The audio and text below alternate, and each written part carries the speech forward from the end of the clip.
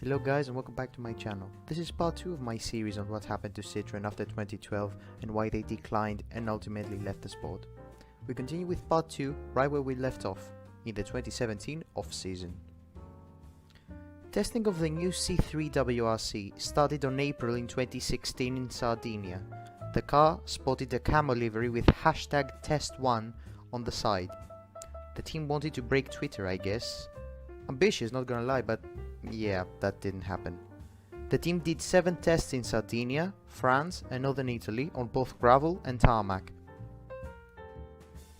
Chris Mick was the one that did most of the testing and praised the car. CEO Yves Maton also praised the car, saying that the car left everyone with a grin on their face. Citroën tried to sign Sébastien Ogier, who was left without a drive after Volkswagen's exit, but Ogier didn't even test for them, choosing to test for Toyota and M-Sport, and ultimately signed for the latter. So Citroën retained the 2016 lineup of Mick, Breen, Lefebvre and Al-Qasimi. They said they'd run 3 cars for most of the season, but they weren't ready for the start of the season, so Breen and Lefebvre interswitched between the C3 and the old DS3. So, time for the 2017 season opener, Rally Monte Carlo. Yves Maton downplayed the team's chances, saying that the team's goal wasn't the title, but some wins and consistent podium finishes, so that they can have a foundation for 2018 and beyond. So, Monte Carlo. Lefebvre crashed out on stage 1 and Mick crashed on stage 4. Both C3s were out in 4 stages. Lefebvre restarted and finished 9th, whereas Mick had another crash with a road car on the road section and retired. Fastest Citroën was, funnily enough, Craig Breen in the DS3, who beat Elfyn Evans in the new Ford Fiesta and was only 50 seconds off the podium in 5th. Mick gave the C3 its first win in Mexico, with his memorable off in the power stage and his little gymkhana in the car park. Apart from that though, it had been a disastrous start of the season for Citroën. Mick retired on 6 out of the first 7 rallies, and the team was 4th and last in the constructors' standings. That led to Citroën dropping Mick for 1 round for Rally Poland and replaced him with Volkswagen refugee Andreas Mikkelsen. Yves Maton said that replacing Chris Mick was for the best because he, quote, needed a break. Okay, if you say so, mate.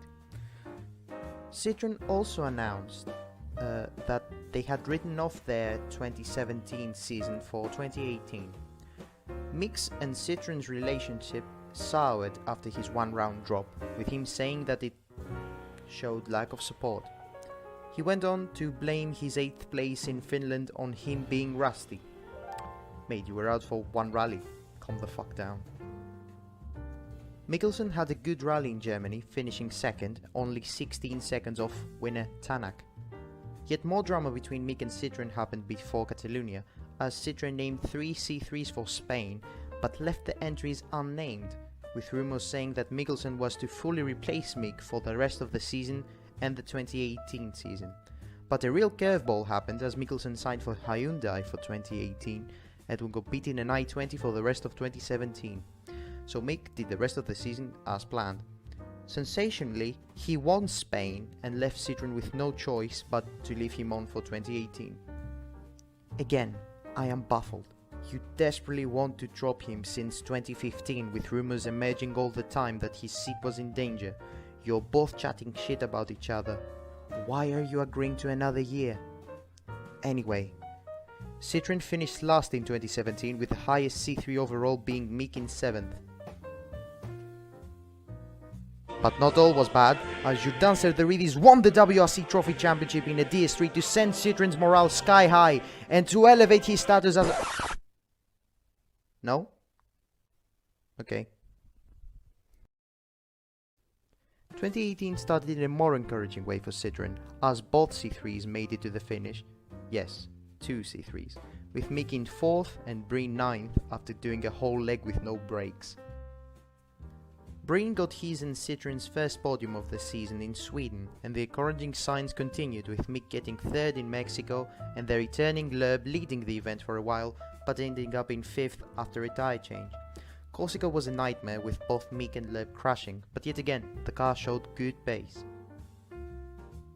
In Rally Portugal, Mick was leading but got a puncture and dropped to 5th before crashing on the special stage, getting another puncture, and since he ran out of tyres, completed the second pass with no rear right tyre.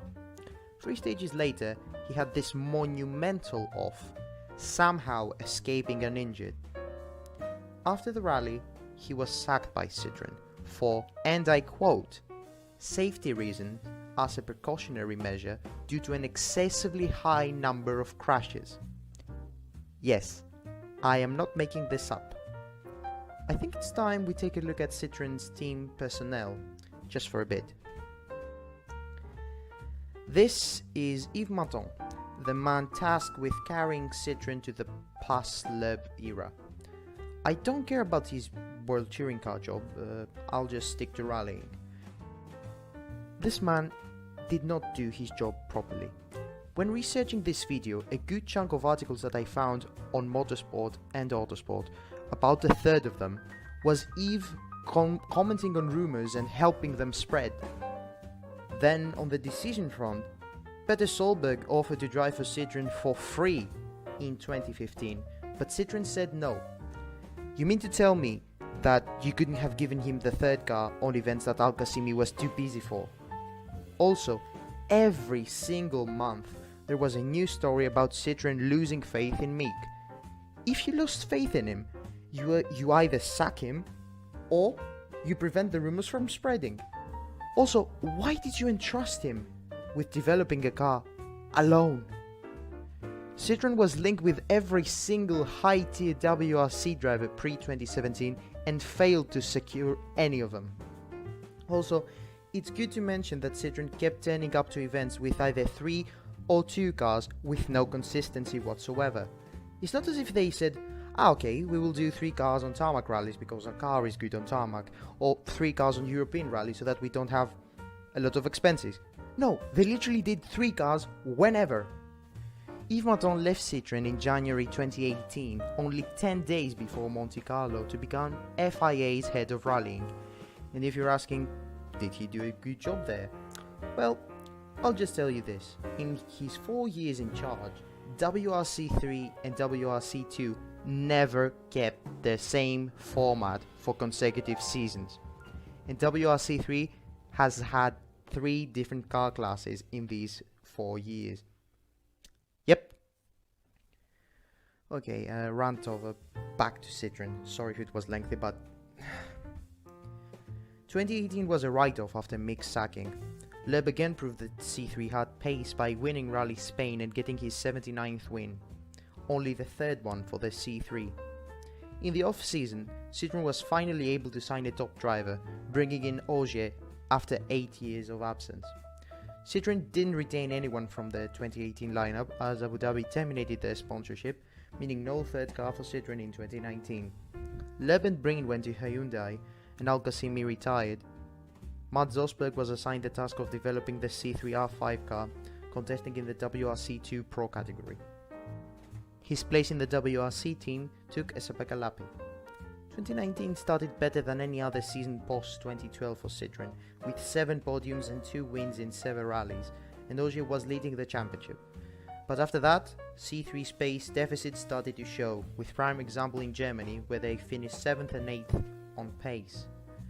This, as well as Citroën's inability to develop the C3 and continuously pushing back updates, must have frustrated the Frenchman. Citroën got a 1-2 in Turkey, their best result since Argentina in 2015, and C3's first 1-2. But on a win-or-go-home rally for Ogier and Citroën in Spain, the Frenchman suffered a power steering failure in the second stage, losing nearly 4 minutes and any chance of winning the championship. 1 week after the cancelled Rally Australia, Citroën announced that they would not be joining the new hybrid era in 2021 and that 2020 would be their last season at the sport. 4 days later, it was announced that Ogier would leave Citroën for Toyota. On the same day, Citroën announced that they would be leaving the sport with immediate effect, blaming their exit on Ogier's exit, saying that, quote, Citroën withdrew from WRC in 2020 due to an absence of a first-class driver in 2020. Bollocks. You didn't have a first-class driver since 2013. That wasn't an issue for 7 years. What's the problem now? 2020 also had Mikkelsen, Mick, Ostberg, Breen and Camille, who you had test for you without a C. So, in a car that was supposed to be heavily updated for 2020 and in a lineup better than at least M Sport, because they would have had to run like Sonninen and Greensmith and maybe Tidmond, I guess, because Lappi had a 2-year contract for Citroën. You're telling me that they wouldn't be competitive? No, they just wanted to save money, not they were announcing that they were leaving in 2020 anyways. Lappi learned about the withdrawal from social media. Classy. So, this is the end of our story. Citroën left the sport, leaving every single fan of the WRC, including myself, a sour taste in their mouths. In the end, Citroën collapsed because of arrogance and incompetence, failing to see what they were doing wrong. From 2017 to 2019, they had no excuse for them not winning. They had a full budget and no one was dominant. M Sport won 2 championships in a fraction of Citroën's budget. And you know why? Because they made the right choices and never took anything for granted. Thank you for watching. I'll see you on the next video. Take care.